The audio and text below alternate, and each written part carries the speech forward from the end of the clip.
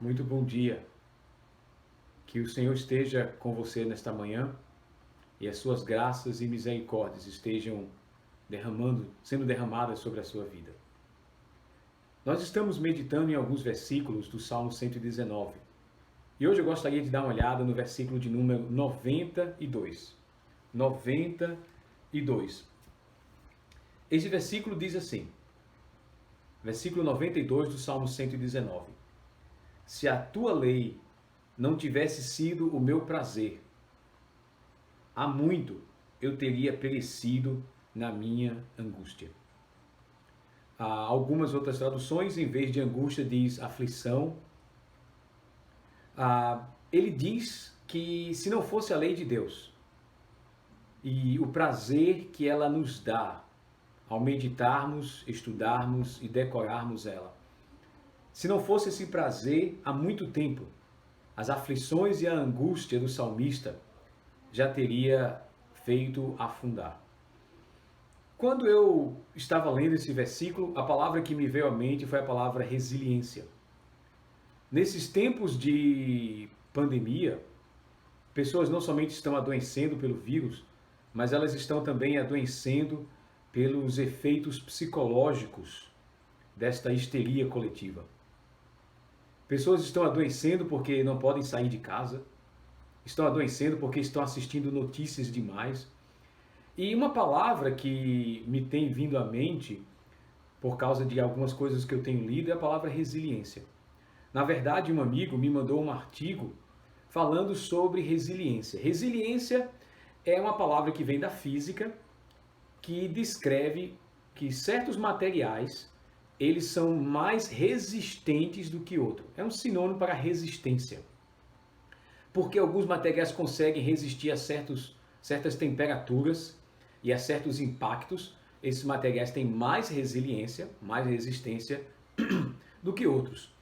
No campo da psicologia, resiliência é a pessoa que consegue passar por grandes adversidades na vida, grandes angústias ou aflições, como diz o Salmo, e não ser derrubado por elas. Não que elas não sofram, sim, elas sofrem, mas elas conseguem achar o ponto de resistência para conseguir atravessar esses momentos difíceis. E o artigo que o amigo me mandou falava de veteranos, falavam de prisioneiros de guerra. E a pessoa que escreveu também mencionava um período que ela passou na vida dela muito difícil, que por quase 5 anos aquilo quase derruba ela. Ao longo de 5 anos aquilo quase derruba ela.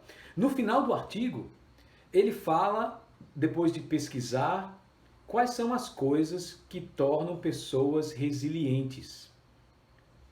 E são coisas que nós tiramos da palavra de Deus.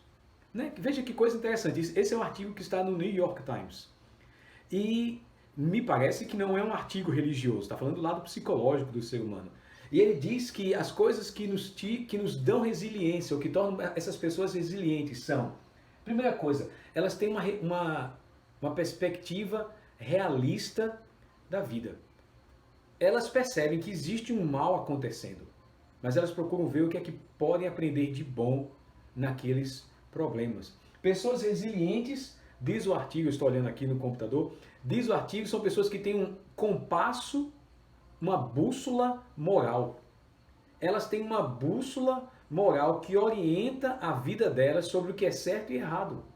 Mais ainda, eles dizem que uma característica de pessoas resilientes, que conseguiram atravessar momentos difíceis na vida, elas têm uma crença em algo maior que elas mesmas. E esse algo maior que elas mesmas, o artigo diz, é o aspecto religioso espiritual, ou seja, a existência de um ser superior. Mais ainda, eles dizem que pessoas resilientes são aquelas pessoas altruístas, que no meio da dor, elas conseguem pensar, no meio da sua dor, elas conseguem pensar na dor do outro. Interessante, o amor não é egoísta, mas ele pensa no sofrimento do outro, a misericórdia, a compaixão, coisas que aprendemos com a palavra. Ele diz que as pessoas resilientes são aquelas que aceitam o que não podem mudar e colocam seu foco e energia no que podem mudar.